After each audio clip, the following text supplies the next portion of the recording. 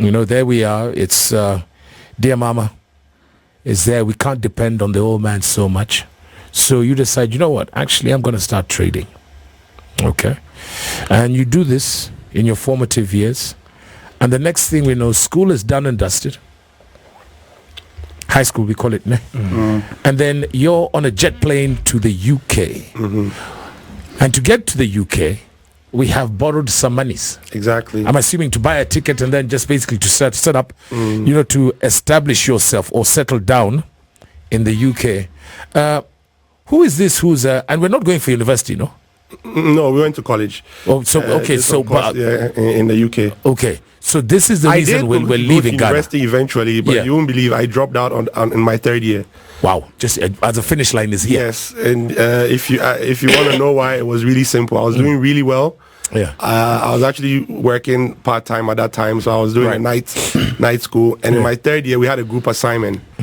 And I couldn't find the time to meet with the group members. Right. So I did this project assignment by myself. Right. Yeah. So I take it to the lecturer, and she says, well, she's not going to accept it because it's meant to be a group work. And I said, well, I don't honestly have the time to meet with the group. She says, well, she can't take it. And so I walk out and I never return. Wow. And at this point when you're doing university, which university, brother? It was called Wisconsin University in Ghana. I love it. And it's obviously, this is self-funded, right? Yes, at that time, my mom had just passed away. We've skipped a bit of the story, but we'll come back. Yeah. She had just passed away, and my mom's brothers and an aunt decided to come together, and it was my mom's wish that I'd always go to university, because obviously, I went to the UK to work, and I started making money, so there was no way I was going back to school. Okay, so let's circle back to that then, Basil. So we get to the UK. We're going to the UK. Where does this start? Because most people, when they leave Africa, if they're going to the UK, obviously, unless on assignment, it's to study. Okay? Mine was to go and hustle. All right. That's what's Why up. the UK? Because that was where I had easier access to. I had been going there for holidays about 3-4 times before I was 18 because my dad lived there. There we go. I had visas in my passport. So that was the only country applying for a visa would make easier sense. You know what I mean? Yes. So I went that route and I got a visa. Right. My mom didn't even know when I told her after I'd got the visa. I processed it on my own. Right. Yeah. So now there we are. Then we're getting on the jet plane.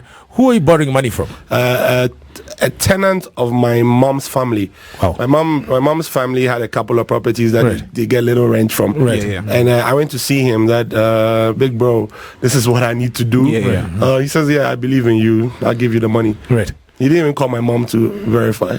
And then we're on a jet plane and we're off to Heathrow. Yes. Gatwick. Then you land in the UK. What happens next? Yeah, I go to my mom's friend because my mom knows I'm leaving now, and I get there and I call my dad. Because I couldn't even reach him. He doesn't. So I get hold of him. He's like, "Where are you?" And I'm like, "Oh, I'm in London." He's like, "What are you doing here?" Yes. Like, well, I'm here. So he tells, "Come over," and then he says, "Where are you staying?" I said, "I'm staying with my auntie." He's like, "Okay, I'm trying to get a job." And then a friend of mine I was in school with also was in UK, and he had gotten in there before me and gotten a job at a place called the London Palace. It was in Elephant and Castle. It was a bingo. Yes. And he hooked me up. They had interviews every Monday because they fired people every week. So literally employed people every Monday. I went for the interview. I got the job. I was they called it a doorman. You basically sold tickets and did membership registration at the entrance of the bingo. So that was my first ever job. That's your first gig. Yeah. Okay, and then what happens next? And then obviously I start making some money. Are we seeing the old man? Yeah, I'm seeing him once a week on my days off. He tells you come and see him. He's very good in person. Yeah, gives you a bit of cash when he sees you in person. Yeah, and then I have a fallout with him. Yeah, right. Long story short, he tells me to get out of his office, and then I go on my own. Yeah. But I had a friend at that time that I was living with. I'd moved out of my auntie's place at that point. So yeah, I just started living on my own in the UK. I lived there for 2 years. Still working at the bingo. You moved out of I lost my bingo job not because I did anything wrong. I had to go and renew my visa in Ghana at the point. Right. And I couldn't tell my boss that this was the situation because I cooked up a story why I was it there. Always, Exactly, yes. It complicates things whenever you tell them the truth. He didn't understand why I had to leave, and I guess I was so valuable to him. He got so mad. He said, "If you go on this holiday, don't come back." Wow. Okay. And I had to go because I didn't want any visa issues. Yes. So I went back to Ghana for like a week, renewed my visa, and came back. And obviously didn't have a job. Yes. And then had to look for a new job. Right. And I got a security job. Okay. Yeah, which I got by chancing on a friend who I also worked in the bingo with, a Nigerian guy. Yes. And he asked me, "What are you doing?" I was like, "Oh, I'm jobless now." And he says, "Well, there's this gig going on. Are you interested?" I said, "Of course, I'm interested." So he hooks me up with the gig. I called it. The guy says he's called John Williams. I remember his name. He says, "Do you have a white shirt and the black trousers? Yeah. Can you get to Gillingham by 5 p.m.?" And I said, "Yeah, I can get there." He says, "Then get here." And that's how I did. I stayed in the security industry till I left. Right. Yeah. And which is when? Which was 2 years after that. I was 20. I was 20, and my mom had been diagnosed with cancer. Wow. So I was at that point whereby, do I keep staying here or do I go home? Okay. And I felt like, when you live in the Western world, if anyone there is listening to me, they know what I'm talking about.